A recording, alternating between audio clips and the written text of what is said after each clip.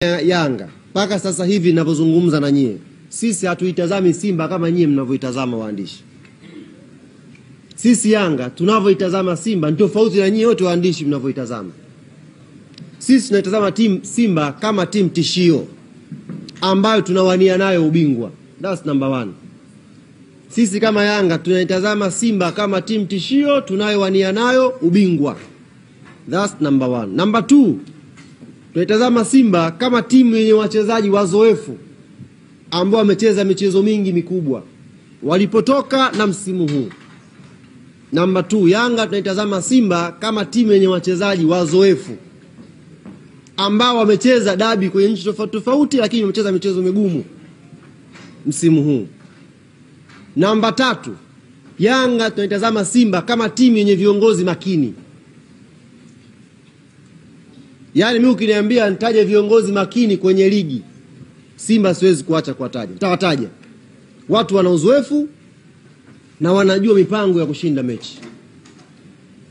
Nyakati mbaya kila timu inaweza kupitia, lakini haiondoi umakini na ubora wa viongozi ambao wako nao. Wewe utabasamu nini?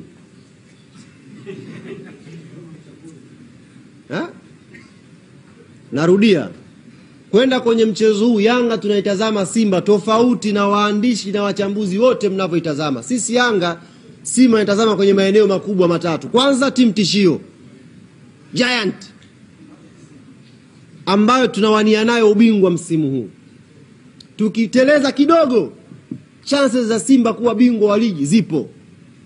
Nyie waandishi ndio mnawatoa kwenye mfumo, ila chances za wao kuwa bingwa zipo wazi. Na hii ni football. Football pamoja na yote mwisho wa siku inaangukia kwenye namba. Kama chances za kupata hesabu za mtu kuwa bingwa zipo wazi, usimkatie tamaa. Kama Coast ana chances za kuwa nafasi ya 3, pia Coast ana chances za kuwa, hata Prison ana chance ya kuwa nafasi ya 3. Kwa hiyo hata Simba sisi namba 1 tunamtazama kama timu tishio tunayogombea nayo ubingwa.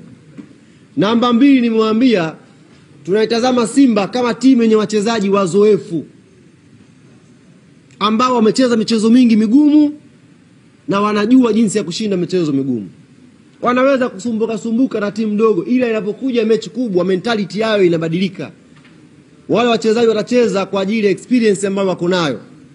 Kwa lazima ujiandae kwa uzoefu na kuheshimu uzoefu wao. Namba 3, tunacheza na Simba Jumamosi tukiamini ni miongoni mwa timu yenye viongozi makini kweli kweli, viongozi bora ambao wako nao.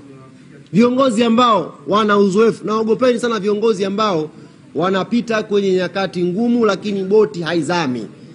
Hawa watu ni watu hatari kweli. Yaani wanapita kwenye mapito ambayo ingekuwa inapitia timu ya mtaani kwangu kule, saa hizi ingekuwa tayari vurugu mechi.